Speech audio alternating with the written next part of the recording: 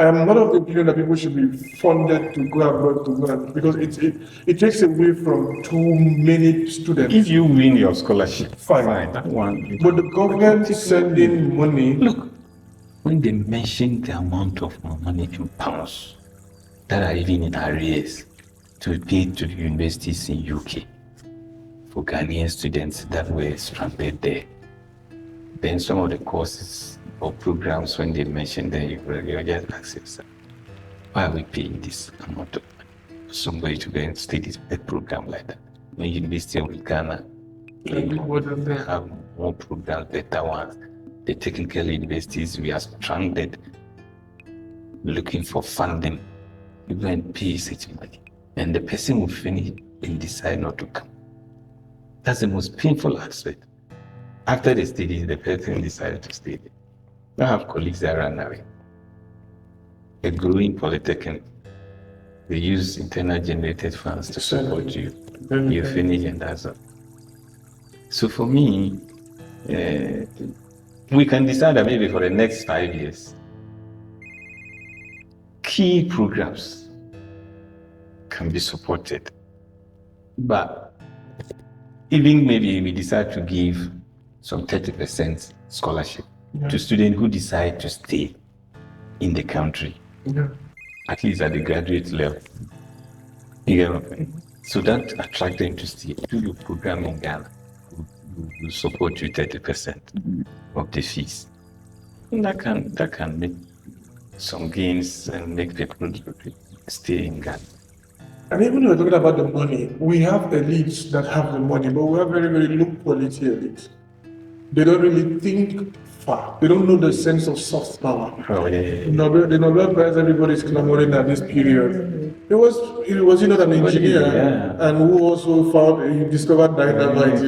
He was after he was a very, very funny history of the man. Now he's making Nobel Prize for peace. But let's talk about the good side.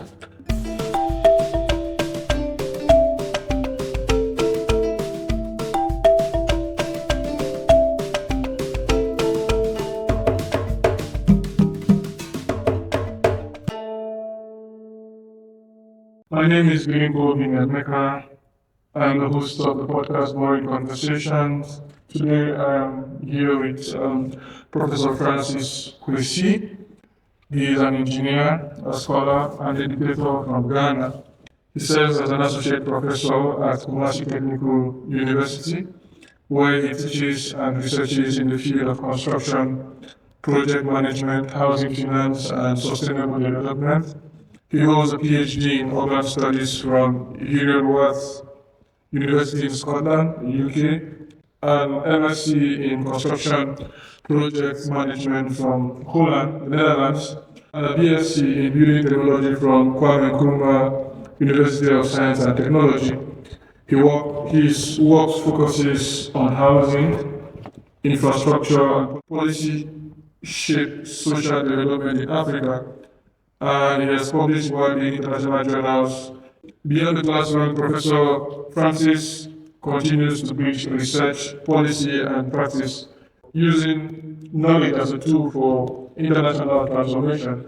It is on that grounds that he is currently in Europe for some days now, granting lectures to students, and the lectures have been far-reaching, and it is to that we hope today to have a conversation with the professor here. And before we continue, we want to thank you for granting us a chance to talk to you, Professor. Thank you very much, Emeka. Thank you. Most grateful. Thank you. But before that, let me issue a disclaimer. I'm granting this interview in my own capacity as Professor F.K. Bondinuba and not on behalf of any organization. And so whatever views or my thoughts are my personal opinions that I'm going to share in this interview. Thank you, Professor. Thank you very much. Professor, when people talk about development in Africa, they often begin with roads and buildings from different perspectives. The perception of young Africans today is that when you're talking about development, they first of all think about roads and all that. But in your own understanding and your capacity from your years of experience, what is development from your own perspective, and what does it mean to build a nation? Yeah, well, thank you very much, Emeka, for this question. Throughout my practice, and I think I've schooled in Ghana, I've schooled in UK, I've schooled in the Netherlands, and I can tell you that roads infrastructure or physical infrastructure are just enablers of nation building. But building sustainable systems that empower the citizens economically, socially, and institutionally are the best building blocks of a nation. And therefore, we need these to complement the physical infrastructure. But more importantly, we need to invest in education, and then empower the citizenry, and then make sure that the communities are resilient. This, to me, is the best way to build a nation, and not just physical infrastructure. So physical structures are one thing, but then they are not the main thing because you still need people to get You need through. sustainable systems. It reminds me of the case in Singapore where Lee Kuan Yew was there. People were peeing on the escalators and all that. Yeah. And Yeah. it took a whole lot of talking to the people to actually come to change the whole situation. What it means that the systems need to be strengthened. Our behavioral change, the way we do things. And I think some of these international knowledge exchange are triggers that will enable some of these systems to be strengthened. And I think that is the way to go. In your capacity as a scholar, as an engineer, also, if one gets to ask, what is the level of innovation people get to find in Ghana if people take a train or take a flight to Ghana or go by road? What are they expecting to see? It's one of the most stable countries in Africa. It has never had a civil war. Yeah. Beyond the unrest of the last century, it seemingly has been peaceful to a considerable extent. What is the building capacity at the moment? What are the infrastructural developments Ghana has seen in the last couple of decades? Well, a lot of infrastructure has been rolled out, and I think within the last, let's take 10 years, there have been improvement in the airports, the construction of Kumasi airports, Accra Terminal 3. There are rail lines that are being constructed. And there are a lot of flyovers, which in terms of physical infrastructure, these are all going on. And a lot of programs being rolled out by both previous and current government. Honestly speaking, I think last year, for example, as a project manager, I worked on one of the Agenda 111. These were the hospital infrastructures that were rolled out by the previous government. Although we couldn't complete, but you could see that if these projects were completed, healthcare in Ghana in terms of infrastructure would have been improved. And then I think the current government is also trying to resuscitate these projects so that they can complete them. Is it the case that the elections of last year affected the completion? Of course, elections in Africa always have its impact on development, particularly for construction. Okay, so it's like the past government, there's no sense of continuity from the next government, or they just get a pause. It's just a pause, that's what I'll say, because the information I'm getting, I'm not speaking for any of these groups, but the information I'm gathering is that definitely they need to do some kind of auditing to know where we've gotten, where they continue from. And I mean, that is fair. Sure. In construction, we have what we call technical audit. We need to technically look at what has been done and what is left. Even probably have to revise some budgetary allocations and stuff like that. And even priority, every government has its own priority. Yeah. And so it could be that they also have other priorities but if these projects have been completed, I'm sure in terms of health delivery, that could be one of the most important projects that I would say has happened. why did you choose to go into this field of innovation I'm just trying to picture like a young boy back in Ghana and all that. What triggered your interest in engineering and then what sort of it to the point where you left the continent, you went to Scotland and then you went to the Netherlands and thereafter you now research and work in South Africa as well as the UK? As to what made me to choose a program that has to be in technical or in the built environment, I would just say I happened to attend a technical school during my my secondary school days, and definitely that's where I picked that interest. But within built environment, for example, you do a lot of thinking. You sort of come out with your own ideas, and especially architecture, where you have to sit down and craft something and translate it on paper. Then later, this thing that is on paper is being translated onto the ground as a physical infrastructure. And so it's like you conceptualize or you dreamed about something in your mind, but at the end of the day, it becomes something physical, very useful to community, very useful to humanity. And so that was the excitement. Now, after my PhD studies, home is home. That's one. Yeah. And then two, I can say Africa is yet to manifest its potential.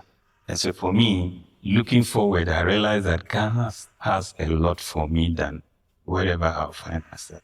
So I decided to go back to Ghana, and I have not regretted going back simply because there are a lot of students that I've lectured, I've taught them, I've mentored them, and I think that is more impactful to me than any other thing. And I still practice my construction management outside the classroom. So for me, there's a lot that made me to go back. Oh. Thank you. You've written about housing and construction finance in Ghana. Why has affordable housing remained such a difficult promise to fulfill, not just in Ghana, but also across Africa, if you could touch on that? Yeah, promising affordable housing is very difficult. It's a very difficult promise. Any government in Africa that is going to promise about affordable housing, sometimes I sit down and ask, what is affordable in the African context? The definition of it is always a deviation. Yeah. Because simply, look, what we call affordable, most Africans would look at it as not even something that is fit for their use. Over here, we all sleep in small beds. Africa, you need a whole classroom as your bedroom. Can that become affordable? So our taste and our quest for the kind of design, the kind of space that we want to use makes the buildings affordable. Thinking about my uncle's house now. You can imagine one person duplex in Nigeria for Yeah, I'm just thinking about this house now. we call it duplex. Yeah, and it's a story within the wife's room, his room, the children's room. Yeah. And they will talk about guest room, and when the family members come, how can such a dream be translated to be affordable? It's not possible. And so that's why we preach affordability, but still we can't achieve affordable. Then the most important thing is the land tenure system in Africa, where land, over here, who owns the land here? But when you go to Africa, you have one man who claims to own a portion of land, what he determines for the place to be used as. But over here, there is strong institutions that are set about that regulate the use of the land. And so urban planning is becoming a detail, like more or less a problem to the housing crisis in Ghana, simply because land use has not been effectively articulated. And so achieving affordable housing for me is just a very difficult promise most politicians promise. But how do we achieve that? Number one, we need to look at our land tenure system, that is land ownership. Yeah. Land ownership. And then, even if you own the land, how do you maintain the environment around sustainability? I was always of the view that, look, even if you buy a plot of land in Ghana, government should make it a policy that the drainage in front of that plot of land should be the responsibility of you, the owner. Construct the drain. You should be responsible for that. So that will prevent flood. Yeah. Then, if government cannot even construct the road, those of us within that vicinity should be responsible to take care of the roads so that we get access to our facilities. By so doing, then you can see this demand for high-rise building, demand for 10 bedrooms would reduce because you still have other responsibilities that you have to use the money to fulfill to meet the requirement of where you are staying. Unfortunately, government has left all this, and then somebody will just misuse the money and think that what he has put up is affordable. So it's very difficult.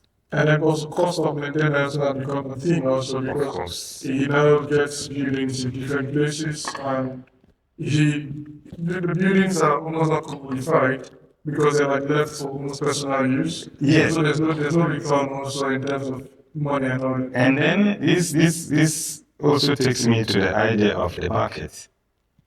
African housing market is left to the markets. So there is this commercialization, financialization of housing. Meanwhile, housing, no matter what we do, will still remain a social amenity. It's become a social asset, whereby government will still have to subsidize. And I'm saying for government to subsidize, then the housing infrastructure like the roads, government should take care of that. Then the citizenry can also take the actual construction. Then we meet halfway. Public partnerships are some of these models can also be used in order to provide affordable housing. Other than that, I think there's no way we can house the entire population. So politicians telling us that they will give us affordable housing in 4 years are just political candidates and promises. I say it's a very difficult promise for any government that would talk about affordable housing. What would be affordable by definition will not be affordable by an ordinary guy.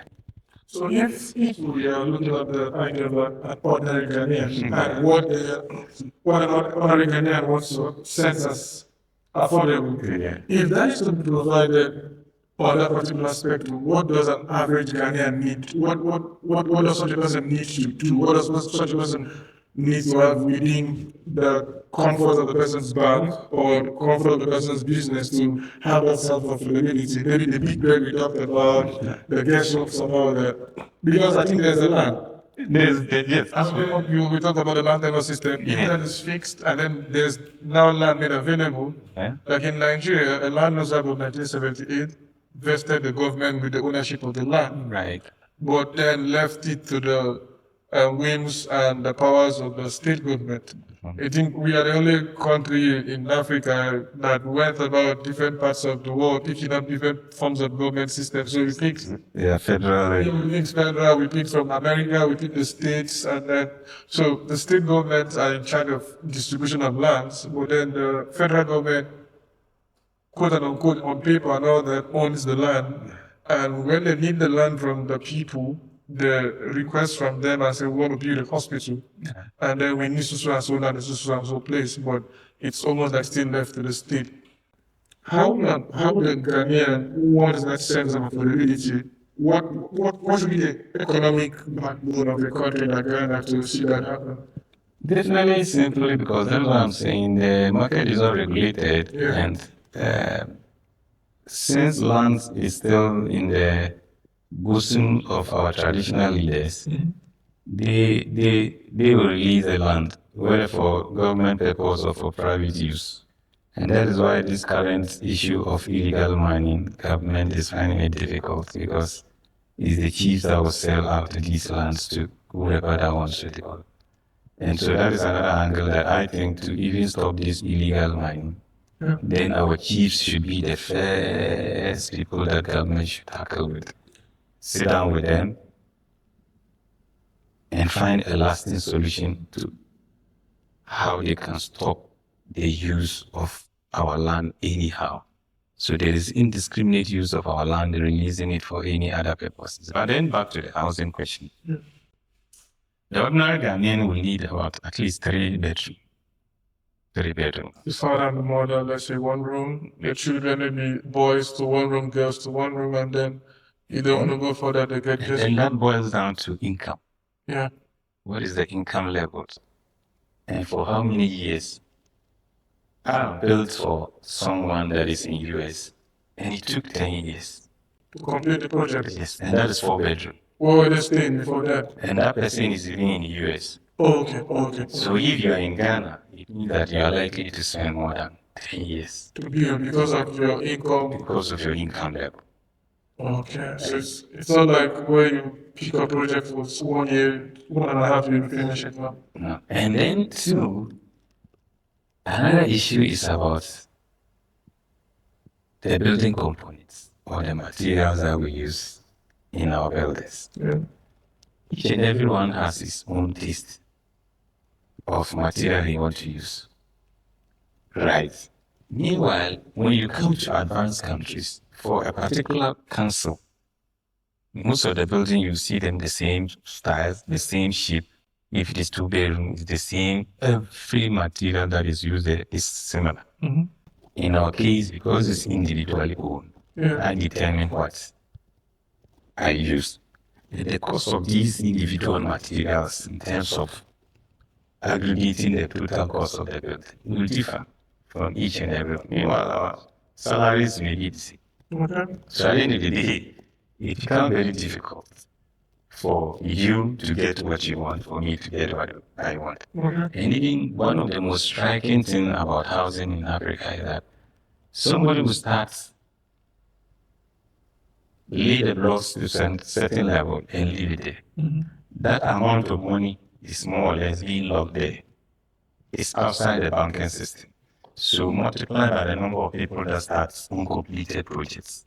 Okay. If you aggregate the total cost of those uncompleted, it's a chunk of money So that is being lost. if a project lasts for 10 years, Right. probably the international exchange rate would have changed. The models in the economic system would have changed, and then what the government and the banks should have used to, like, learn to Mortgage. mortgage and all that would have all gone and then locked in. And I think that is one of the major problems in Africa. This incomplete building. You start a project, you are not completed, and you left it. Some will even start about 3 projects, they are not able to complete and they leave them. And all these things constitute kind of waste in terms of economic waste. Right. If I should ask a bit away from this, what models should we then apply? Because I know in the West, you go to a project bank and get to ask for loans and all that, and then you give a duration that it will take you to get to pay and all that, and then it still allows for the system to function very well. But in our case, what should we do? Because we're still very, very, not just traditionalists in terms of the ways we get to do things and the way we still get to see communities. We are still not in the realm of the very, very developed countries that have a lot of disposable income. Yeah. How do we go? In fact, personally, I recommend site and services. This is a kind of housing policy that was practiced by the World Bank some years back in other countries. It's something that we need to give a second thought about. When we talk about site and services, first of all, government has to take control of the development. Government will prepare the housing infrastructure, like the roads, at least just grade the roads. Town planning, how it ought to look like. That's right. And leave it for individuals to develop. But you are developing it according to a laid down plan. Industrial layouts, different That's right. churches and mosques. Was And so we need to start decongesting our urban centers. And so state development has to be around the peripheries of the urban areas. Yeah. And so there has to be that deliberate attempt to decongest the centers, but in doing so, we must come out with a master plan, adapting the site and services housing policy strategy. With that one, even as well, I've done a research on housing microfinance. That is applying the principle of microfinance strategy in housing, Yeah. whereby governments can't sort of empower some of these banks to give out loans for housing. You assess the loan, you work and pay as to which level that you get to. When you pay finish, you go for another and come and continue. Now the danger in this particular one, but still better, is that you will need a construction technical assistance, whereby so a professional institution has to be attached to such a bank that will go into practicing this housing microfinance principle. It means that will also mean that technical assistance, the financial assistance, and government can coordinate these two angles, right? So that will cushion the individual. You are being supported technically, you are being supported financially. So what is the next stage? You should be able to. And our taste for this 5-bedroom, 10-bedroom, 2 must be minimized. But I think culturally, the number of children too that we give birth to also call for Big houses. you get my point. And we give birth without thinking about our income. Because the children are blessed from God. Children are blessings. And once you have more children, you need more rooms. But who gave us this idea that children are blessed? Children are blessings from God, right? Fine, but where did we get it from? You know, this sense that the more children you have, the well off you will become. I know it has pastoral. It used to have pastoral benefit and agricultural benefit, but now essentially. That's what I'm saying. So most of the developed countries, when you look at them, One parenthood, not necessarily by it's a major factor.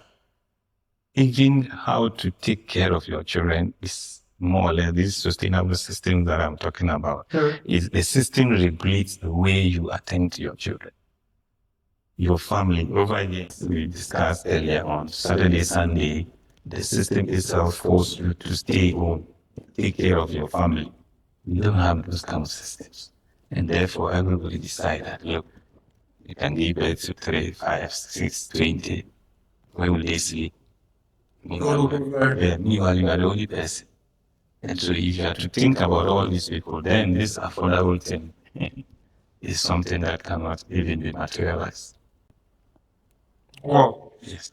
Okay, moving forward, do you think the problem is technical, poor management, poor planning, and or the sense of poor financing? Because let's assume we now have the money. Yeah. Where we're going to get that first also. Maybe you might want to tell us. But let's assume hypothetically the money is there now. Are we going to go back to start breaking buildings that have already been constructed? You know, some of them were constructed out of the master plan of certain cities and all that. For a place like Abuja, Nigeria, where I come from myself, Yeah. the master plan has been altered greatly. Like every government you thank God that even there is a master plan. A master plan. We have moved the capital city twice. There was a colonial city in Calabar, then it moved to Lagos, and then Lagos became very, very congested. And then I think in the 80s, the Babangida administration and Murtala Mohammed, they had this plan of moving Abuja, and then it was more or less, people were there, but then they were like still displaced, and we can have conversations about whether they were properly compensated and all that. Those ones are up for debate, but yes. Are we going to break down buildings? Are we going to let certain things go so that we get certain things? Definitely, not necessarily breaking down, but it's a concept that we call regeneration. where you remove the old structures, replace with new structures. And that one cannot be on a large scale. Do you think the problem is born out of housing, or it's born out of poor planning, or poor financing, or it's a combination of both? Or there are things I myself, who am not a scholar in this regard, would not know that you want to tell us? Yeah, that's true.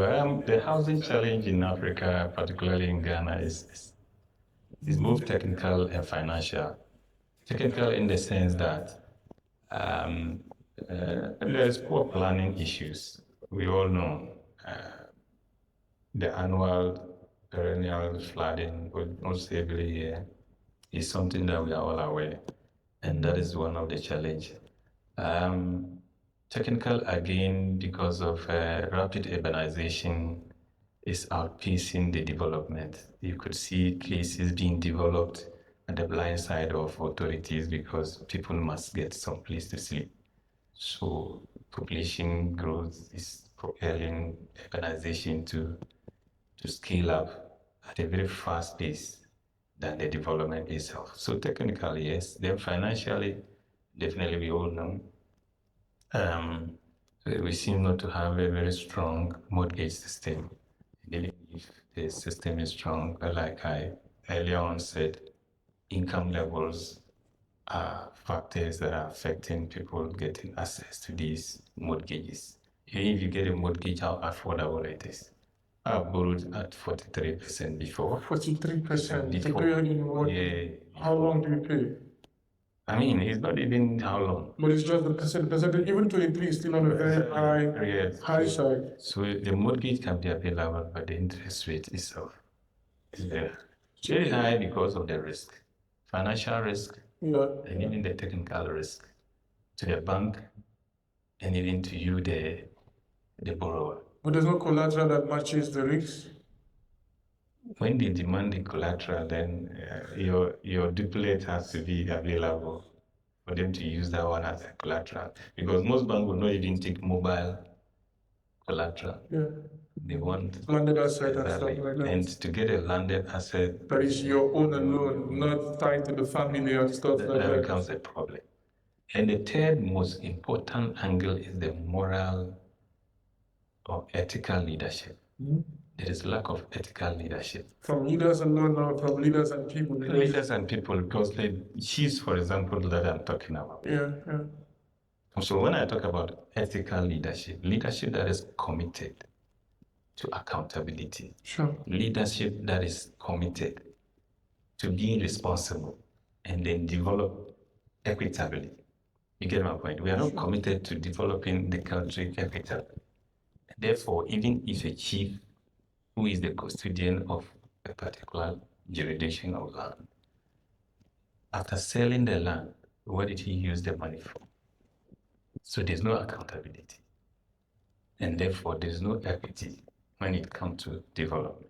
And this scale up to the national level. Right. Sure. It scale up to the national level. So we need leaders that will be committed to responsible, accountable, and equitable development. One of these ideas that many persons have us to, it's always from abroad. There's always this blame they've given us to always say, it's Europe or it's America that they're causing all of these issues. No. Honestly speaking, that conversation, personally, inside me, I don't want to hear it.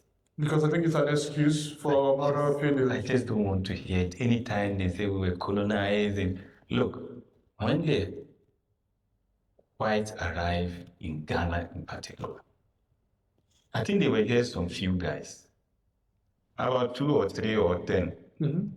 How many people of Ghanaians were there at that time? In terms of numbers, we were more than them. Sure. So how can one person say shoot 10 people? Why can't these 10 people gather yourself and even beat this one person? There's a Nigerian poet that has an answer for that. His name is D.K. Chukwumeije. He said, when the colonizers came, we already had internal fracas among ourselves. Of course, but villages were angry among themselves and they were like, oh, the white man has come to fight our war. So it is happening in that person's village. You do not come to our Come on. But at the end of the day, what happens? It came. So because we're not like together, we're not like united, and then. And so that is why we are still blaming them instead of us to now take the bull by the horns, fight our own fight. We need to come back and sit down. Yeah, and think again. Yeah, you live part time in the UK, South Africa, in Ghana. I listen to Channel 4. Right.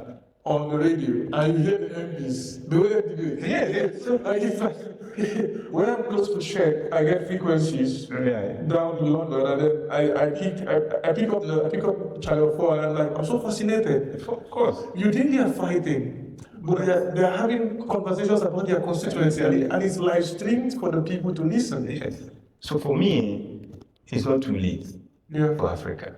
It's not too late. But like I said, we need this ethical leadership that will believe that, look, we are all equal, we must all enjoy, and we must all work. Sure. We must all work. And to the youth of Africa, there's a lot in Africa. Yet, we always move out with a blame game. Yeah. Those Europeans, they stay in their country. Yeah. And they work. The kind of work we do here, if we are to do the same work in Africa, we will go far. Yeah, because that's what I want to point out. People have this idea that they just take our oil, just take our oil, and then let's even assume the hypothesis is correct that they take our raw materials. They don't take the raw materials to Europe to just go keep it there. The raw materials have to be transformed to microphones and ships and all that. So they are actually doing something. A lot with our and they're doing night shifts, they're doing day shifts, both migrants and both people who are from that place. Exactly. If you go out on the streets of Germany, you see old men sweeping the road. You see engineers repairing. That is another point. In Africa, you have majority of the ministers, majority of our traditional leaders. I don't want to bring religion here. Yeah, but we still have them. Yes, but this group of people, how much in terms of 24 hours work do they do? Apart from just holding titles. Yes. But when you come to Europe, regardless of your position, you need to work, which we don't do there. Now, let me use teaching, for example, as lecturers. Sure. When you go to UK, you work like 31 hours, 37 hours. And it's checked. It's checked. And the students can report you. In Africa, it's Ghana, 12 hours a week. Now, the difference between 12 hours and that of 37 hours, that difference, what do we use it for? That difference is a lot. That's right. So it means that productivity is very low. Backward. So we need to back up, increase productivity. And then, of course, income level will increase. Sure. The time we spend to do our work in Africa, it's not encouraged, honestly speaking. And it's not as if we have the gadgets that can fasten our research projects and stuff. Let us not even go to that angle because, like, I got to go to African from Nairobi, from Harare, in Zimbabwe, and all that. All right. You have the same problem because there's no finance, people don't read and all that. But we haven't even had that conversation about how when to even publish our materials. To be honest with you, like I'm just, like I said, I just don't want to enter into that excuse debate. Yeah. I have a professor in South Africa called Clinton. Professor Clinton, he's a Nigerian and he's in South Africa, University of Johannesburg. Okay.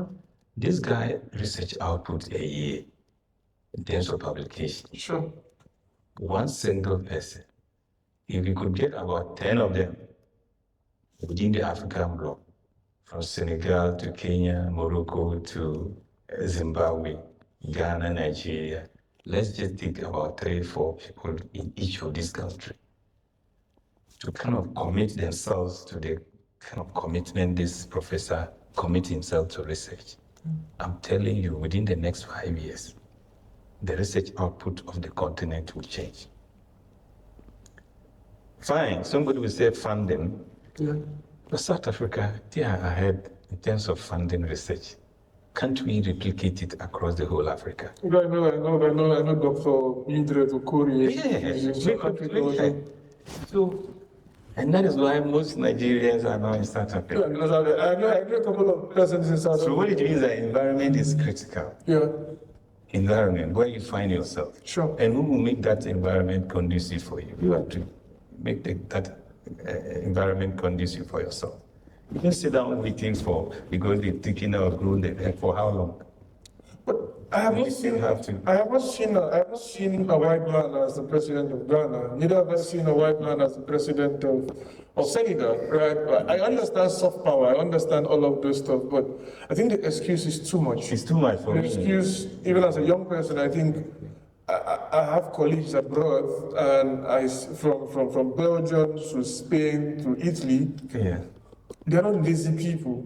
That's something I think many African youths have to disabuse themselves from. Thank you. There's The Westerners are not typically lazy people. They are not lazy. They are not lazy. Whatever they do in geopolitics and whatever they do in terms of business is done out of the betterment of their own country. Their own country. I met the ambassador to Poland 2 years ago. Before she became the ambassador, she had to go study African studies. And she deliberately did that She deliberately did that. because she knew she would be dealing with Africa. She would become a diplomat. How many of our ambassadors have anything related to the countries they are going to visit? So it is an unnecessary excuse that we give that we will colonize and they enslaved us, and even those that found themselves in America, Yeah. Black America. Yeah, So many of them are proud of where they come from. of where they come from. That's the challenge. And so for me, it's time for us to sit down, Sure. go back to the drawing table that this is our country. Yeah. This is what we have to do. Everything is here and it's possible. Look, agriculture. Yeah. We're not even doing farming enough. I always say that, look, our presidents, look at the number of people we put in prisons and we feed them. And some of them are very useful. Why can't we move all prisoners to a place that they can farm They can do service to the people and feed the nation? and serve their prison times and be useful themselves all at the same time. And some of them will come out and be different people altogether. Now we can subsidize agriculture, machinery, fertilizer, and let these youths that have been chasing this illegal mining to go back to agri. Yeah. Attract them into agriculture. That will make everybody a bit comfortable than the way currently we are handling the development of Africa. On the angle of illegal mining, I've been to Ghana, I've seen mining down there, I've looked into, and I've had conversations with people from South Africa as it concerns mining. I have a couple of persons in that particular area also, and then the use of mercury and all that, how to abuse the natural resources we The get to water have. bodies have been polluted, even the soil itself is no more good for farming, Yeah, and even our own human health. is already undermined. Those people who are doing the illegal mining, they are risking their lives. But it seems that's the easy way out. So the listeners I'm talking about, It's fast money. it's fast money. We need to curb that. And it starts from our institutions like the universities. Students would come to class. Those days, they would give assignments, you would do a lot of handwork. Look, when I came here, the architectural students, the kind of modeling they are doing, very fascinating. We're still dreaming. They sit down, you see everybody busy. But in Africa, immediately you enter the class, the student want to even go out very fast. He wants you to finish the lecture. Announce that today you are not coming to lecture. And they're very, very happy. Oh my God. These guys, no way. And libraries are run 24 hours. From 10 p.m. to 6 a.m. to 7 a.m. in the morning, the libraries are run on auto mode. Wow. So you need coffee, you go get it, you pay. and then you come back to wherever you are. So you cannot meet any staff that period, but the security is tight in the library, so you don't even have fear for that in the first place. And then you have access to the internet and all that. Right. And just so you know, one of the universities I research in, the Wi-Fi they use, there's the same Wi-Fi that is being used in this building at the moment. Yeah. Because it's the same company that provides the Wi-Fi across the length and breadth of this country.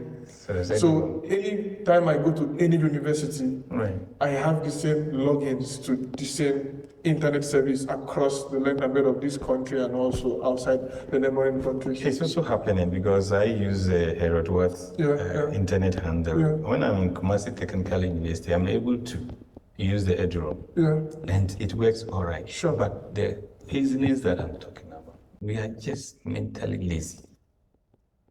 Africa, we are mentally lazy. But why is it so painful for us to admit these particular facts? Yes, because is it delusion or what?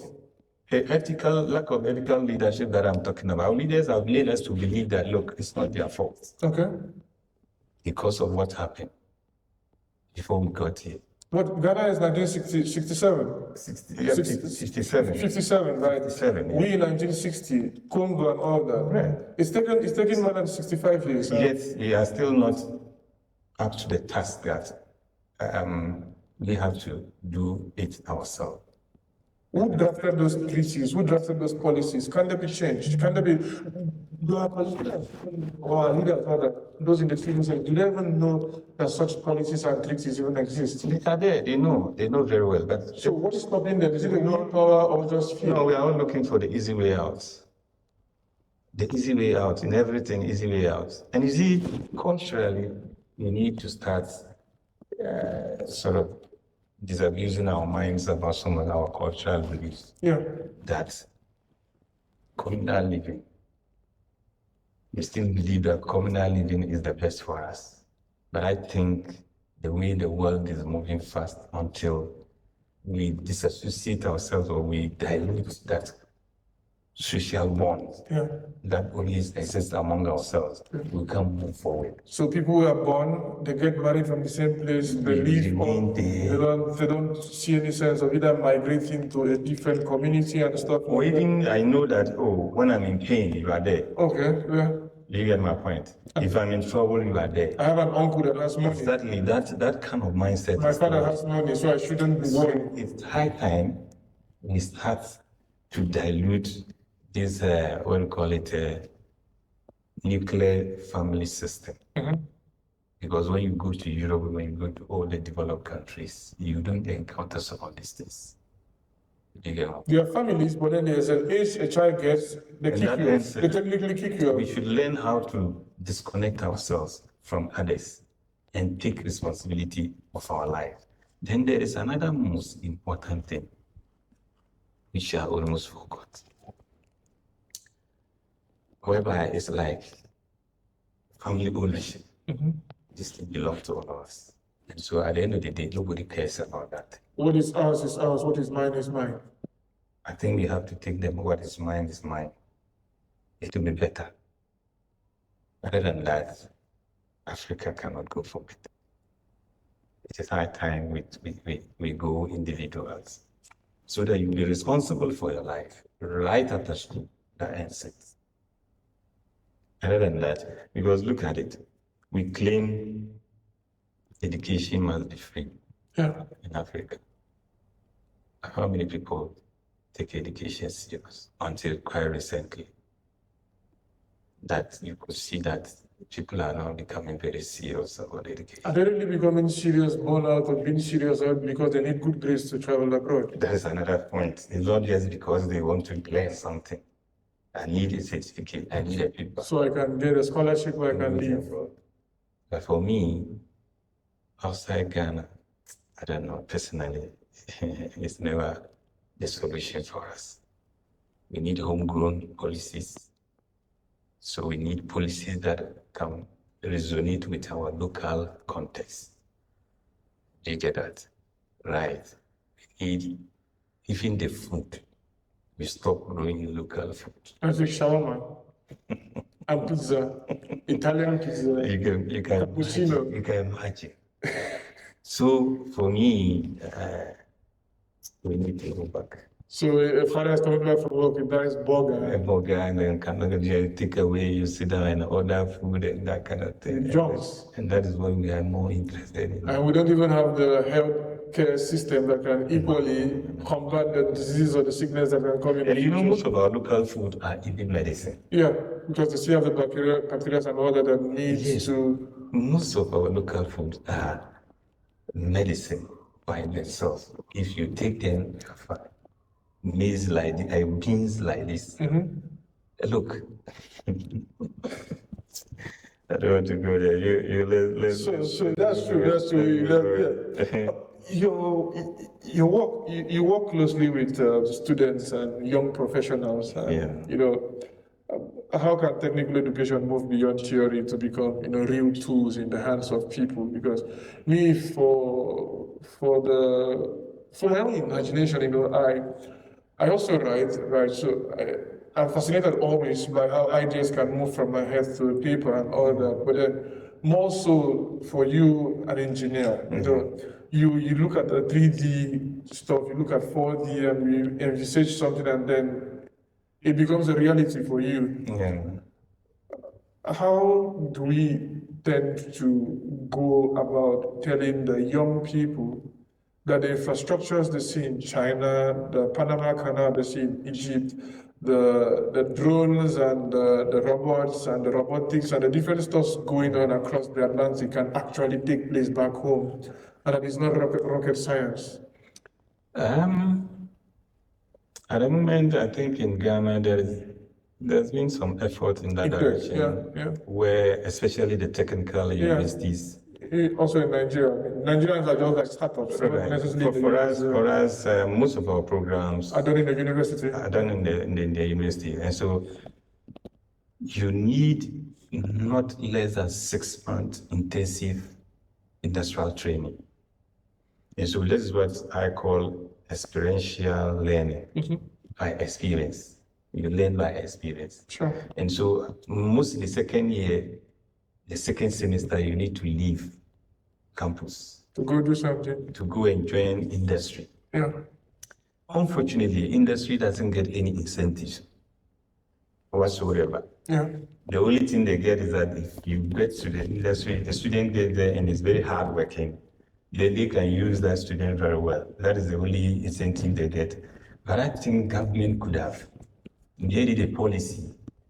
If an industry or a company in the industry is able to absorb maybe a construction student, 100 students every year, I mean, your tax rebate is given to you, maybe 5% of your annual tax. Government will give you that rebate, 5%, 10%. You see industry rushing. They will even come to the universities, try to poach students. Right. And so experiential learning is something that we need to inculcate into our learning curriculum. And that is the first recommendation I will make. Based on that, you need to also start this entrepreneurial training, where whilst you are in school, you should be able to earn. And do something. And not just wait for 4 years. Just wait and be. No. So these are some of the things I think we can start implementing. And I think it's happening. Kumasi Technical University, for example, like that. We have a full faculty that is about entrepreneurial development, where we train students. And in most of the other programs, you have entrepreneurship as part of the courses. Between almost all the programs that we run, we have entrepreneurship as a course. Whether you are doing building, you are doing civil, you are doing architecture, you must learn entrepreneurship, because when you finish, you'll be able to start. You'll be able to establish by your own. And people like us, I went through a technical education. I did HND and I did this entrepreneurship. And I can tell you that after my HND, I have never sit in the house that I'm waiting or I'm writing an application letter for employment. Right? Even the teaching I was called. That is an opportunity if I'm interested before I So you were more of an engineer and someone in the technical. Right after my HND, I've never ever, there's no break in terms of my career pursuit. So technical education, particularly in Africa, I think that's what the way we have to go. Because in Nigeria, you look at the construction sites, first of all, you see the CCECC, the Chinese Civil Engineering Corporation. You see Julius Berger. Julius Berger was just like, I think he has naturalized to become African itself. So, and then you get to see the Arab contractors and all that. They're doing their jobs, right? I'm not discrediting anything they're doing, but I'm just saying. People also should be able to see that when you look at the commissioning of a project back home, and you see all men are African, all women are African, it doesn't mean the project is inferior. It means these people actually still know their job. Because I think it's almost like a thing that you just insert one European in the middle and then to give the job a sense of quality. But we need to see more people doing things, and actually they are doing things. And if you have been I've been to Accra, and then I've been to the Volta region and all that. Very nice place. Yeah, you see the beauty in and about our people and in and about how we get to do things. Many of your papers discuss sustainability, but what does sustainability mean in societies struggling with poverty and rapid urban growth? Yes, I think society struggling with poverty is as a result of the short-term mindset of most of the things that we do. So we need to start thinking about the long term in terms of environmental, in terms of the social aspects. How do most of our development meet our social needs, and as well as being mindful of the environment. And I think we can use the housing as an example. As I told you, you buy your plot of land and you are developing. You don't think about the drainage. And the drainage is a long-term something. And it's not even the shallow drainage we have. I mean, the very, very deep one. Very deep one. You walk around Europe, you don't even know they have drainages. So because they are like Exactly. 6-7 feet deep. It's like we don't think about the long term, about everything that we do. Just short-term measures. And at the end of the day, it comes back to us as a challenge. And we don't know who to hold. Because also you don't talk about at elders. How dare you? You're 45, you're 35, you're talking And to that me. is also a cultural mindset that we need to disabuse. I am older than you. How do you tell me what to do? When were you born? That kind of thing. And so mindset orientation is very key from our young generation to our leaders. That look, we need to make it and we must meet it. Because when you look at the Rwanda, though unfortunately what happened to them probably could be one of the unfortunate things, that you don't get there and misbehave like the way we misbehave in other African countries. So it means that leadership. Yes, when the leader is very responsible and believe in equity, then definitely everybody rally behind. Right. And because of our traditional structures, these are political leaders who are finding it difficult. Government still rely on institutions like the chieftaincy institution. It's supposed to mold or like to kind of safeguard society in terms of how we live, how we do things. And so some of the policies that government also enact disconnect from the way we do our things in Africa. And so we need a holistic pathway whereby our community should be part of every decision or every development. They come with this district assembly concept where decisions are taken at the grassroots level, whatever. But, it all still boils down to government counting on our chieftaincy institution. The chieftaincy institution to also counting on government.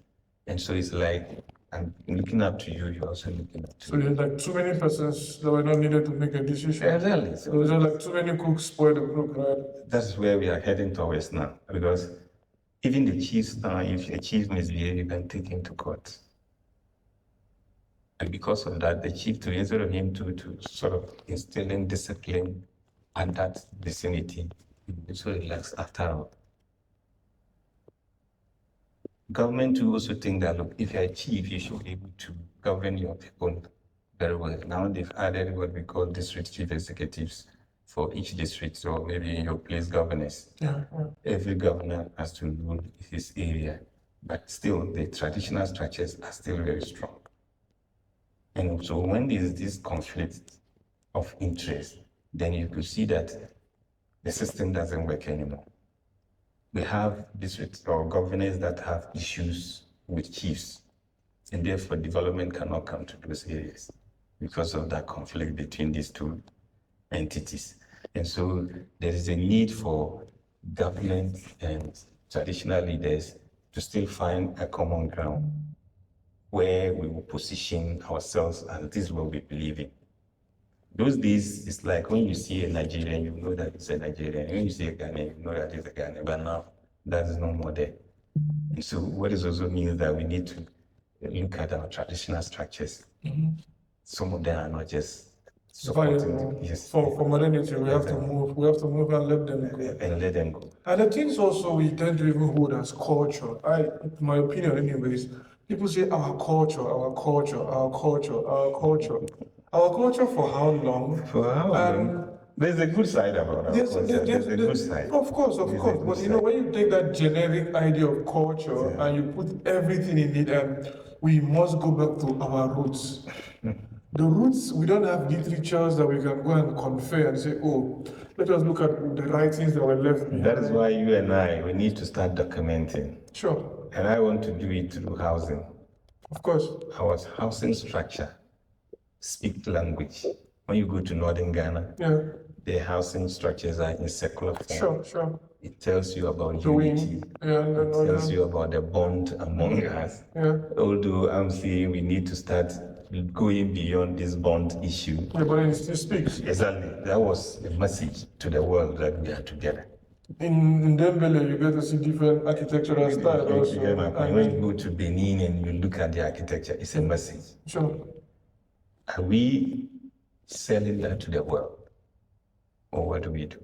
But even now, some of these buildings, if you go and do them, people don't want to stay in. They want modern buildings. Imported chairs from Italy. You get my point. Those days we sit in pews and we are okay. Today, if you go and sit on a pew, it's like you are... You're very poor, man. You know, if it doesn't have phones and it doesn't have Louis Vuitton kind of packaging and stuff like that, you're like very, very poor. So that is where I think, like I told you, we just need to localize and kind of, one man once said, domesticate what we do, our decisions, our ideas, and I'm writing a paper on domesticating our construction management knowledge. Sure. Construction management knowledge, how do we domesticate it? So that we can domesticate it in terms of our local materials, in terms of our construction method. And these things have not been documented properly. And once they are not documented, like you said, we definitely have to rely on the foreign knowledge. When we apply them in our context, it don't work. Exactly. Because sometimes also the scholars that come to Africa for 2 weeks vacation and become scholars, they're the ones that go back to write, and they're the ones that have lots of materials. And I'm not discouraging anybody's work, but it just shows that they have interest in what we're doing. I went to Leeds University and I went to a museum only to see a thatched building, a building that has been thatched. Yeah. That's the leaves that we used to stay. Sure. Documented. I saw them in Leeds universities. There's a library, a museum there. Yeah. Then I asked myself, and even in Africa, you see these kind of buildings that you see them, we use the speaking side to support yes, the. They have an example there. Yeah. So what prevents us? If Germany will blow your mind. The museums down there will just blow your mind You know, about when you go to any museum in our side, you will not see any of these things. That why are we museums. Yeah. Maybe in Ghana, but in Nigeria, So, it's a story for another day. unfortunately, we are having this interview even outside Africa. That is another conversation. You get my point? Sure. Yeah. We are even having this conversation outside Africa. Why not inside Africa? And Yeah. so we have to tell our own story. Sure. And we can't tell it from any angle than from Africa. And so for me, I'm throwing a challenge to those of you who are here to just put your eye on Africa, because there's a lot there the world need to hear. Sure. And I'm happy you are turning your attention towards Africa. There is a rich data there, unutilized data that is just fresh, which you can generate conversation out of that. And look at, we've started for almost getting to 1 hour. We are not even touch anything, you know, like I'm just looking at the place and I'm beginning to look like I'm already keeping Prof. There's a lot for us to tell the world. Yeah. And the conversation must continue. And people who are here with a little technology help us to tell the African story through whatever means. We are using research to tell the African story.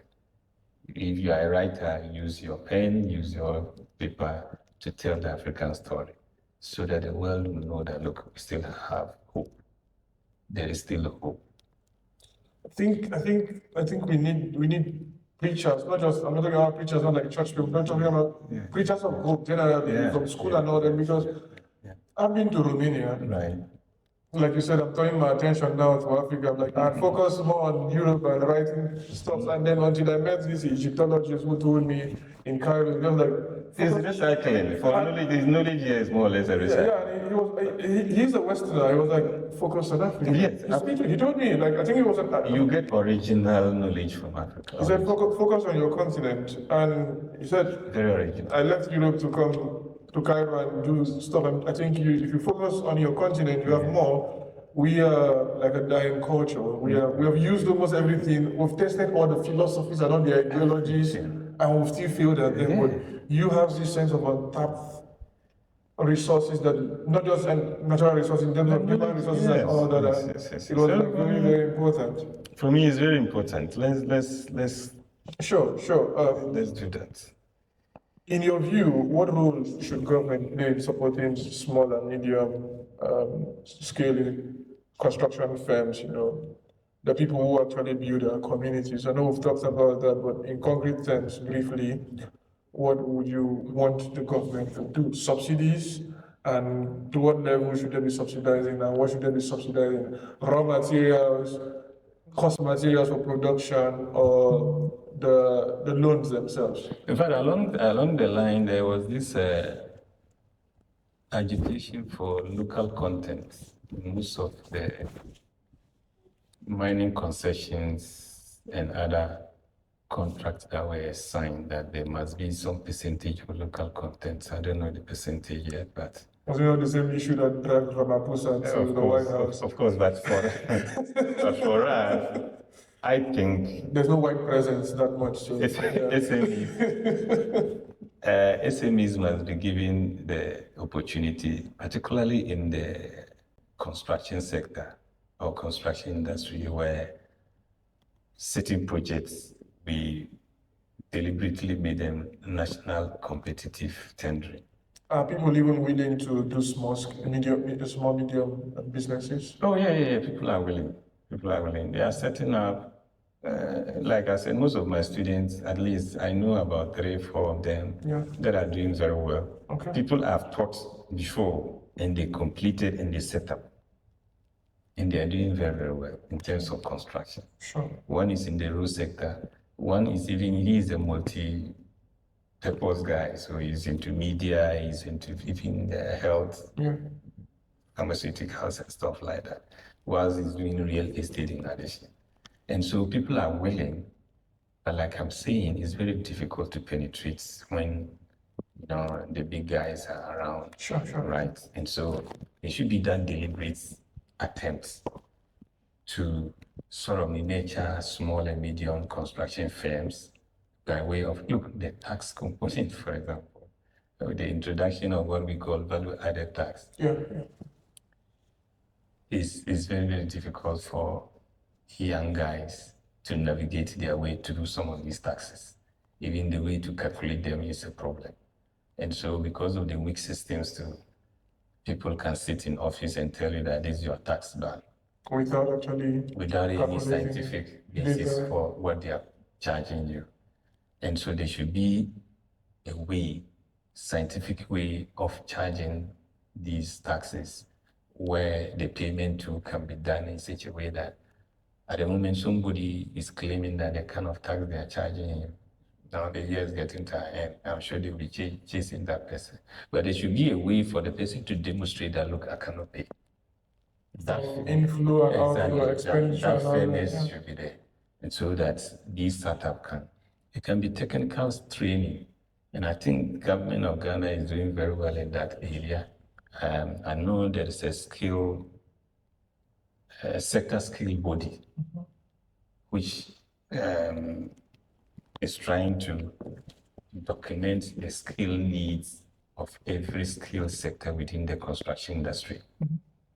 So I think GTZ is also helping in training some of these groups. And so training is very key. Tax rebate is very key. Subsidy, fine. I'm not a fan of subsidy because I believe that you must do it yourself. But if the person is showing some promise or some difficulties, there should be some support to let the person be able to scale up. And so apart from that, these incentives that I'm talking about, government should be able to propel small-scale contractors to partner with research institutions, to partner with the technical universities, which what we have been doing is just MOUs. You sign MOUs and they are sitting on your desk. So the memorandum never gets released? How do we operationalize these memorandums? Because of the lack of will. Because what is the construction company getting from the university? Nothing. And I'm saying we will send the student to the company. That company more or less become the bearer of whatever transportation. If even the person is sick, sometimes that company that will take care of the person. Right.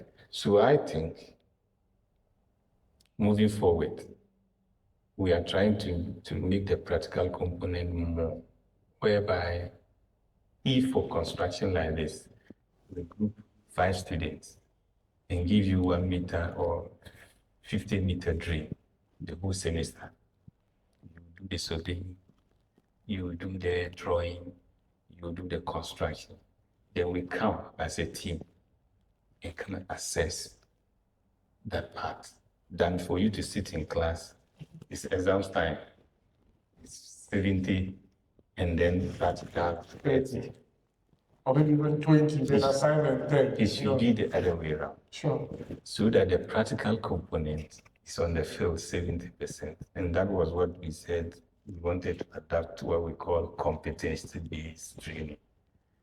Competency, once you are able to produce this table and there is no issue of quality, there's no issue of safety, the cost is reasonable, then we certify you as competent. But industry, more or less, was left out from this kind of arrangement. So when you take your certificate as competent, then you go to industry, they're asking for, are you a first-class student? Second class. Second class. They don't want to know how you got it or if you're lacking in morals. Exactly. So government can just even use more scale with industry. That's where you can even get your certificates. So you go there. You go there, once they certify that you are good, they give you the certificate of competency. Then you come back to classroom just for the management aspect of. Because I know my friends who didn't go to universities and I mean, abroad and have no intention of doing so because they're just like, oh, I want to go to a technical college. I have Veronica is studying management, and she's not studying management in a university. She's studying management in a management institute. And this is SDs are predominantly about different things, but they're also known for economics, economics and engineering stuff. So like there are places you get to go and get to do certain projects, but we still have this degree and there's a fetish for degree back home, if I should use that word, and I think it's a problem for us. And I think we have to segment the market, segment it in such a way that regardless of your certificate, you should be able to survive. Sure. I was with a guy from Egypt in Herod University. He was doing PhD. Unfortunately, he tried, he couldn't finish the PhD. So he went to Edinburgh College and go and do electricals. And I'm telling you, anytime I'm in UK, this guy will come to my house, come and service the bulbs. He would do my electricals and collect money from me. Meanwhile, I was in the same class doing PhD, but now he has dropped out. And because he can do that practicals, look, he's not even taking money from me. So you are able to do more of that in Ghana. And those people, we should just allow them.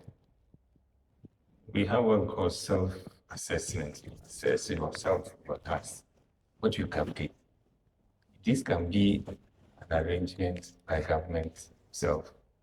But before that, we need to categorize these small-scale contractors properly, so that we know that nobody will have his money somewhere and want to recycle the money and say he's a small contractor and then because he wants some concession. You get my point?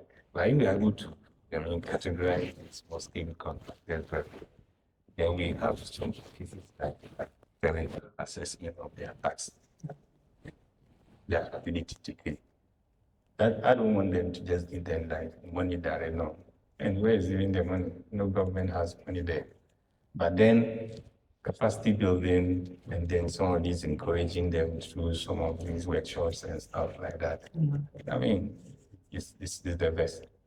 And even that one rests on us as academics. If we are able to write proposals, get some grants like we were discussing with this group, then you gather these contractors and train them. That one is what we can also give to the small-scale contractors. And so it's not only government, academics can also contribute to the development of the small-scale contractors.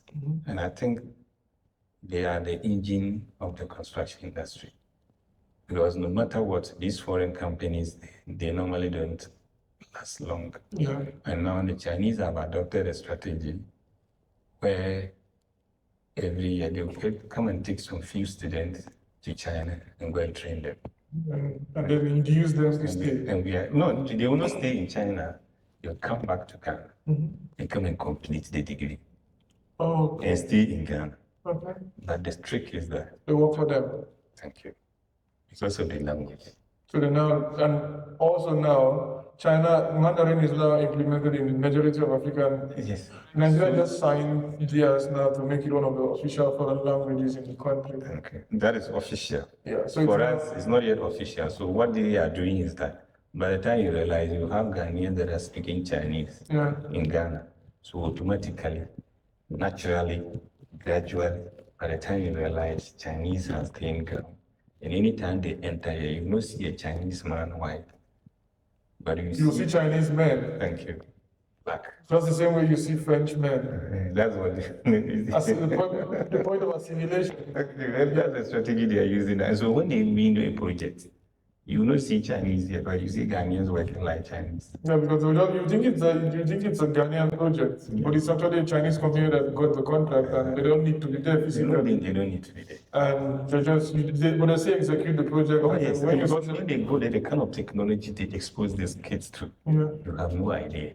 And so they will sit down, they will use this. They recently had a visual operation from somebody. Right. So it happens as though it's teleporting, but the operation actually is real. So these are some of the strategies that is going on. And for me, the last point I wanted to touch on is the language. Yeah. Africa needs a language. I know Ghana last century was trying to do something like that, but then it also it failed. Unfortunately. Yeah. So until each of us, even if we cannot get a single language, so ideally, It's becoming popular. Hausa, It's already it crosses borders. these two languages are languages that Cuts across the continent. Africa can adapt. But then we should still have some individual country languages that dominate. Sure. And when I came here, The English programs left for those who want to do English, but they have to pay. you see, But then if you're studying in the language of the country, it's free. look at that. Why can't we in Ghana do the same thing? Meanwhile, in class, when we didn't teach the Shi or any of the local language. I grew up in Nigeria, being told that if you speak your mother tongue, you're not intelligent. Exactly. That mindset is still there, and we need to just stop those kind of. You see it in our names also. Yeah, of course. Modern day names are even becoming much more terrifying. Prosper, winner, praise. So, language is one of the nation building mechanism. Sure. When you look at all the countries that develop, based on how we define development, Sure. they have a common language. It's a tool and it's a weapon. So until Ghana or Nigeria or Senegal come back to their senses that we need a national language, our curriculum must be teaching in our local languages. It's difficult. Because our knowledge recycle, just go back to that. Yeah. When you try to implement it, that will resonate. But I think it might be much more easier in a place like Ghana even than Nigeria. Well, for Ghana is Yeah, because Ghana, for example, the Chi language, every region. that's what I'm saying. Because I have friends, I have colleagues. But I think you to the Hausa seems to. Hausa is also spoken in Ghana a lot. Yeah. It cuts. I think it's the most spoken African language in the continent, even before Swahili. Before Swahili, yeah. So for me, I would not even call for an African language, but at least adopting the few. each country must have a national language. And let me surprise you also. The universities here make it a compulsory stuff before you graduate from bachelor's. You must learn a foreign language. In addition, it's not in addition. It's if you don't do it, you don't pass. So in your first semester, you must have been taking a compulsory language course paid from your school fees. They pay technical people who come to teach that.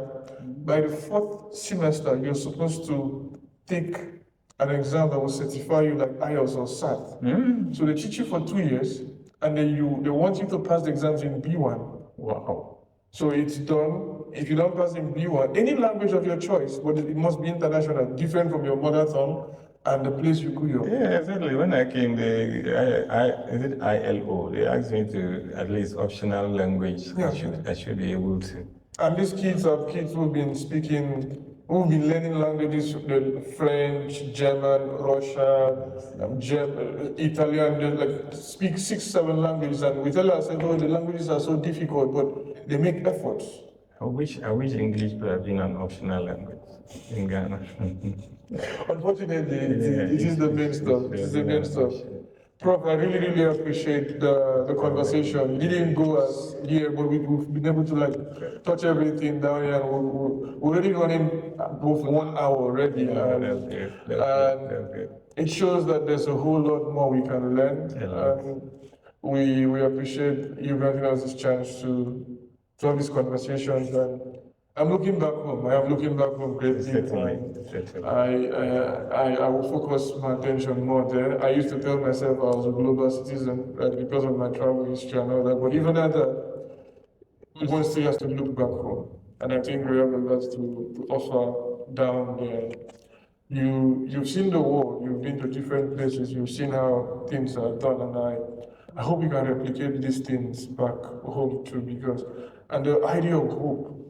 It's also born out of the fact that many of these places, like I was talking about Romania and Georgia, they've had war problems there. Poland was in ruins for more than 9 years during the Second World War, and then for more than 120 something years, it was not even in the map. because different countries were struggling then. So the Swedish government came to that particular region. Lithuania also fought them. The Turks, the Austrian, Hungarian crisis. There are lots of crises that particular country faced, and then they were still able to like rise. Yes. Communism is not even so old. Come on.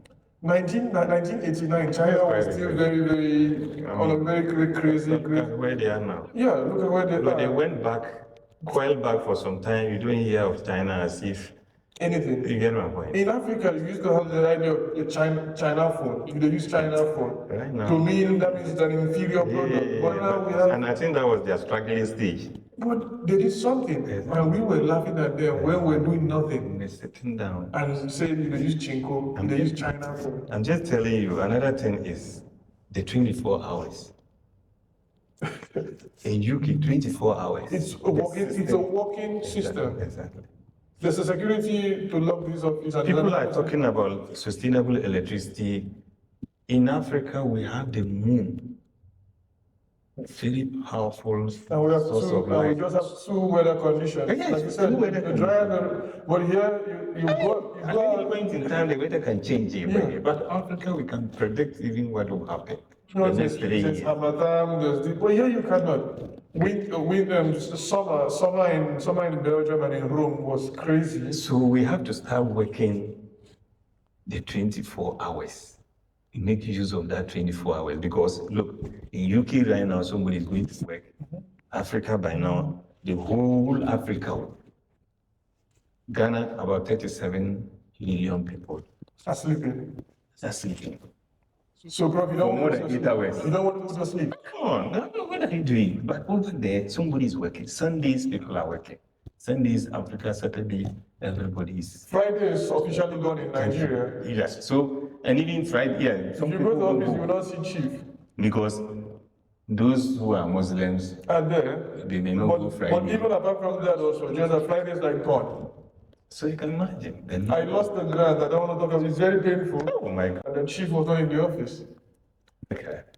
On Thursday evening, they said chief was not around. On Friday, chief was not around. On Just Monday, probably chief to went. just sign some Just to sign, documents for you. yeah. My friends were like very, very crazy. About 3 years ago. And you don't know what he's doing in the house. You can't even reach him. The presidential candidate, the most beloved in Nigeria, actually said this. Peter Obi said this. Right. He came under serious attack last year. He said, But that's all right. he said people should work in the UK because he lived in the UK almost all his life. Peter Obi is a he became a billionaire in pounds and all that, and then came back and said he wants to become a politician. Like he's the only politician in Nigeria at the moment that tells people go and he tells them go and verify. There's no politician in the history of Nigeria that I know in contemporary time that I've been able to say that statement. He says, go and check my history. He has been to Oxford, he has been to Kellogg's, he has been to Cambridge, he has been to Harvard, he has been to Yale. He said, go and check my credentials. I don't put them in, and he says, my name is Mr. Peter. Don't call me any other thing. Simple, because of the environment he came from. And he said, go and work. Let us reduce the time we go to church. Yes. Let us go and let's do night shifts than night prayers. Because he said he will reduce time, people will go for night prayers because there will be enough work for people to do. Enough work. Enough work. And people are really, really just sleeping, right? And I think it's also someone needs to sell them a vision. Then for that, most people are aware. Even those of us who school outside. Still come back and fall back and lapse. Yeah, because the system is such a way that you alone single cannot function. A lot of There are a things. lot of things. It's So you just like either you join them or you just get tired. Because at the initial stages, for example, when I author a letter, Yes. I think I'm done. That is my belief. I've signed, I've cleared my table and everything is there. Look, it got to a time, it means I have to look for the letter myself. Take it to the Vice Chancellor, this. Yeah. So if you go and it's not there, you have to do what? So you are the head of department more or less, and then you become a secretary. At the same time, you become the messenger. Which personally, I think there's nothing wrong. There's nothing wrong for me, but somebody is being paid to do that, and the person is not doing it. That's the problem. So you alone, after doing it for about 1 or 2 months, You get tired. Charlie, let me also rest. You see fatigue setting. And so that is the kind of backwardness we are practicing. There is a Nigerian pastor and a doctor, a medical doctor, who looks like you.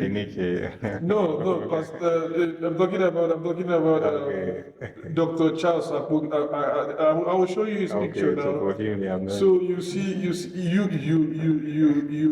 look alike. You are giving the same. You are giving the same message. I will just show you how he looks like, so that you see the person I'm talking about. I will research for you. Yeah. So I will just show you. Because we need to be. You guys are putting the same camp. I don't know if it's your brother. I don't know if it's your brother. So, I started following him. yeah, this is Dr. Charles. He's so real. Yeah. So you guys dressed. I didn't know it. Yes, you guys. This is your brother. He's so real. I will tell him. I met his brother. Directly, then I'll link him up. Like, This man, you see, I listened to one of his messages. he was in Ghana recently. He said, when you marry, just forget about everything. Just forget about everything and feel free. Because the woman, the children will definitely finish it. They will go and follow the woman and leave. Of course. So that's what you do. So it's better you even let the woman know everything. My uncle used to tell me, he said, the wife those days used to say, the children have to go and study abroad, the children have to go and study abroad. And he said he already factored out what she meant. Oh, yeah. I'm looking for a retirement home. Thank you. And when the children are abroad, I can go. And you can stay and manage the business. So she's not thinking about those guys together. And so I have cousins abroad now, and they're like, she's already planning to retire. So she's already having options. Do I go to Greece or am I going to UK? But he himself cannot leave because he has family responsibility. Exactly, you get my point. So, but the woman has already done it, like what Dr. Charles was saying. Yes. The woman has already factored her. Factored it long ago. And you're not in the plan. Very But it doesn't mean she doesn't love you, but you're not just in the plan. You are not part of it. So just know that. I said, wow, this man. So I guess just last month I started following. You look like, so I wanted to tell you a long time ago, I'm like, okay, I'm going to say that. Oh, lovely. But Celebro, like I said, Africa is a fertile ground. Sure. It's a very fertile ground. And because of that kind of sense of belonging and ownership that is within our DNA, even if you prosper over here, like the Peter Obi you said, he has got all the powers, but he feel like he must go back. And he was a billionaire in his 30s, and he came back very, very early. He became a politician in 2003. He was never a politician, he just came and said, I want to serve. And I have seen what is happening here. He's a philosopher like myself, but he's been to different universities and has done different stuff. And I think he said he goes to a new program or a new school after when he finishes one, he goes for like 2-3 years and then picks up a new one. His portfolio came out in 2019. He was supposed to be the vice president of Ashiku, and he's doing this as well as working. He's working. Yes. Of course. In Ghana, how many people will say they are studying and they are working? And he has his back. If you see the way he travels, today he's in Egypt studying the electricity system, and then he goes to Egypt to study electric module and how they generate power. Nigerians are laughing at him that he's going to Egypt. Why would he go to Egypt to do this? He's trying to show off. But I'm like, Egypt's electricity is working. They have stable electricity. Okay, you can say, okay, maybe they are more Arabs than they want to claim they're African. You might want to say they get money from wherever they get, but almost every country in the continent gets money, either from IMF or whatsoever, those debt traps and that we normally get to go to and put our hands and chain ourselves. But I've always looked at it from the standpoint of we have not looked at the continent or the country or our states or our regions as family business. Yeah. Prof, imagine we are family, our family's business is going down, and we loan money, and we say we want to revive our family's business. And you as our elder brother takes the money for a spending spree. And sits. And imagine how every other family member will feel like. Oh, yes. And imagine how we would look at you. I want to even guess you will not even have that moral courage to even want to go there. But on the national scale, that's what we do. We loan the money at a very, very exorbitant rate, but we say, oh, it's not us that will pay. It's a future. And now I won't cut you short. Sure. You see, the guys that led us to independence, Yeah. for me, if I'm to blame anybody, I'll blame those guys simply because the colonial structures, they should have dissolved most of them immediately that we took power. And we gained independence. But the idea was that let's gradually. They ended up continuing with the colonial structures. I think it was a case, I mean, I think they were also a bit cautious on people like Lumumba. Yeah, but we could have been just radically cut off everything from that. But Nkrumah, when they went for this meeting, I think in 60, I think it was in Addis Ababa. Yeah. He said Africa must unite or we crumble. He said that. Then others were like, okay, let us just they say, oh, you want to be the first African president, right? And then all of those type of conversations came up. But even when I listened to Nkrumah, I know PLO Lumumba normally talks about this particular meeting they had in Addis Ababa, and then you also see it in the letters and the lectures of Nkrumah. And you just see how really missed lots of maps. Because this idea of, you see, we will need to believe that state properties are for the whites. So we treat government properties at the time with a mindset of it doesn't belong to me. So when we gain independence, we continue with the same mindset. So right now, when you see government properties, like it doesn't belong to you. It's not my own. So just do anything you want to do. Anything you want to do. That's why Nigeria can renovate the vice presidential house. They renovate it almost every 4 years. So every president What is for it? about 7 billion naira. What is the sense? 7 billion naira is And when you see the number of people that are working in that particular facility, wasting money. Yeah. Meanwhile, to these guys, when you see where do they stay? You pass one car or so. the bishop, one of the bishops in the diocese where I used to live in Germany, rides on a bicycle. And he's not doing exercise. That is what he takes to his office because he doesn't really need anything beyond that. The Pope, the former Pope, Pope Francis, never had a car. He used the public transport all through his life from a priest, from a bishop. He was a professor. He became a cardinal. He became an archbishop until he left to the Vatican, and then he was elected the Pope in 2013. And then when he finished, since he took himself from Argentina to the other election in 2013 and made him Pope, he went by himself with a taxi, even as a Pope, to go get his bags from his hotel. But I can tell you, if this Pope comes to any part of Africa, we will rent cars.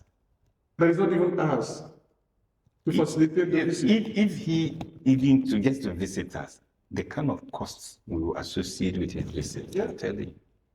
Meanwhile, the back is in home country, he will not spend that kind of money. Like very, very, very, very minimal. Now, if a president take even public flights, commercial flights, Hmm. the kind of things we see, Like they are disgracing the you are country. disgracing the country and all that. I think Margaret Thatcher said something, or I think it's Margaret Thatcher that said to Babangida in the 80s, he came to ask that they should pardon us our loans. Come on, And forgive me. she said, she pointed to the Rolex.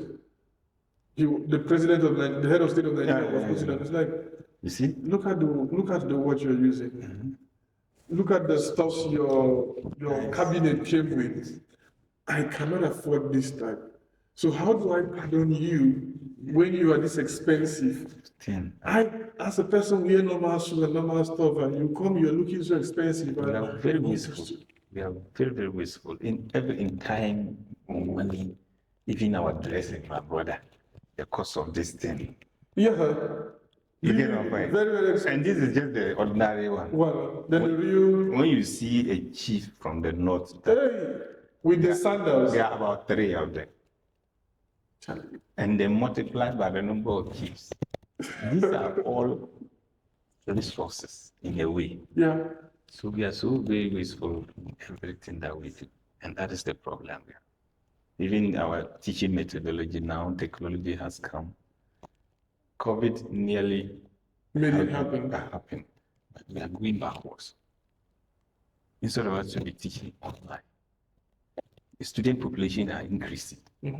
So we should be able to even teach in the night. We don't want to do it. Yeah. I know colleagues who actually We don't want to do it. attend classes during the weekends. They get longer period to graduate, but they still graduate, but they are fully employed. Yeah, so we also run that now. We are running it weekends. We start from Friday evening. You come and stay Saturday, Sunday.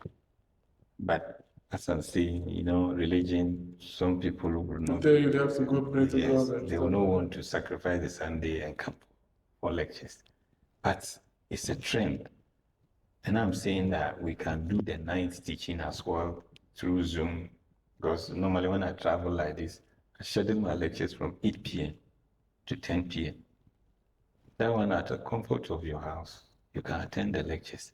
So if we can all be doing that, that takes off the burden of providing classrooms for everybody. And the cost of classroom is crazy. Let's invest in this infrastructure of internet infrastructure. Then we can teach online. And the practical ones, go to industry, then we acquire. That's all. We decongest the classrooms and move forward. I don't know if you pass through the center of the town. Yeah. That building has a university inside. Really? Yeah. We went there 3 days ago. There's a university inside that building you are seeing. Fully functioning at Really? different times. They have it's like a rented church. So they pick it when they need it, and then the students are doing their stops. And they call it's a university. Very simple. If you go to some universities, you'll be surprised. You think it's a primary school. So but we don't need any vast land or structures and stuff like that. For what? Then another issue about this kind of scholarship, especially Nigeria. If you go and see, is it Net Fund or something like that?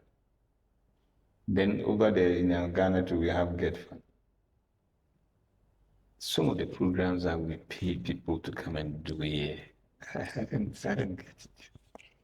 I'm not of the opinion that people should. If you're talking about exposure, fine. Come for tourism, is that all? If you're looking for like an Erasmus program, let them go for one semester. But if you're talking about exposure, and also the language sometimes can even be funny down there. The English language is not so strong for them here. And we have the real accent, the way people to understand.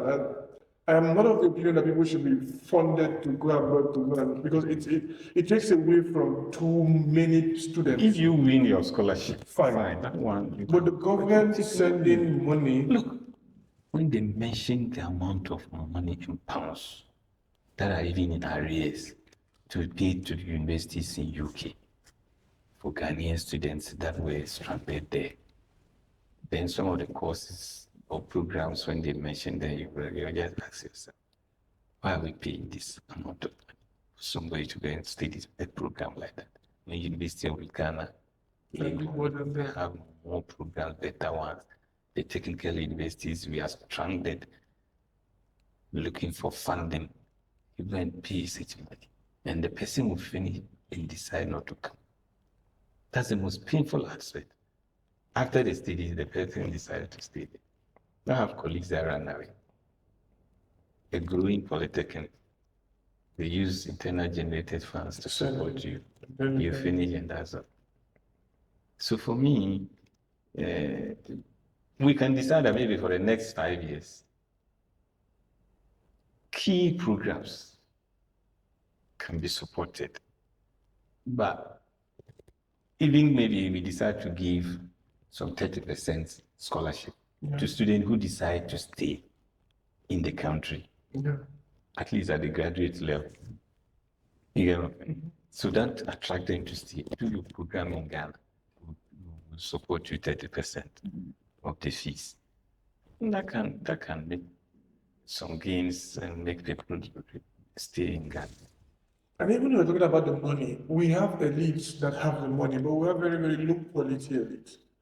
They don't really think far. They don't know the sense of soft power. Oh, yeah. The Nobel Prize, everybody's clamoring at this period. It was, an engineer, Yeah. and who also he discovered dynamite, He was, after he was a very, very funny history of the man. Now he's making Nobel Prize for peace. But let's talk about the good side. He founded dynamite, he made money off wars and all that. But when he was about to die, he was like, okay, I'm going to do this. The research fellowships and shares at different universities in Europe, I also found people good money and against money. Money doesn't know where it's coming from. You just collect the money and how much can you use? You die and then your family members start fighting because we have too many side issues in different places. That's not how we go. You don't have too many issues for them. Oh, thank you for this conversation. It's like an eye-opener for me. Like, at least every week I have a conversation with at least one African professor from around the continent who live in an outside. Some just want to talk off camera. Some are saying, okay, I can give you ideas, I can tell you things you can talk about yourself. I don't like the public image, but I'm like, then I convince that I'm not for this, I'm not for my uncle said the people that will listen to your podcast are people that are really serious. Yes. I've had people they give me comments and like, don't you want to make it a bit funny? And like, life is not that funny. Make it a bit funny so that people can have intention. You cannot have intentions from very simple talks. It's even that starting an academic paper for you, like you're English research for you.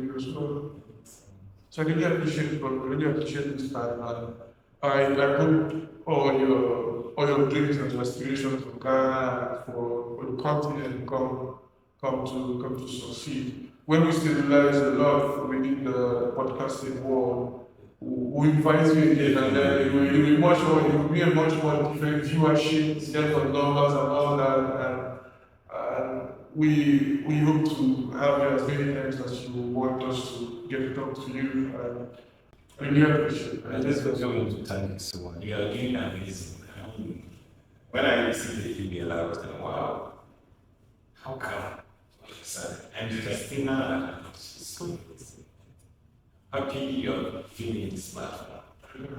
Just to share our voice and to contribute to your platform and to African world.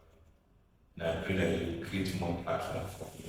To also certainly use my research to inform policy across Africa. I really appreciate it.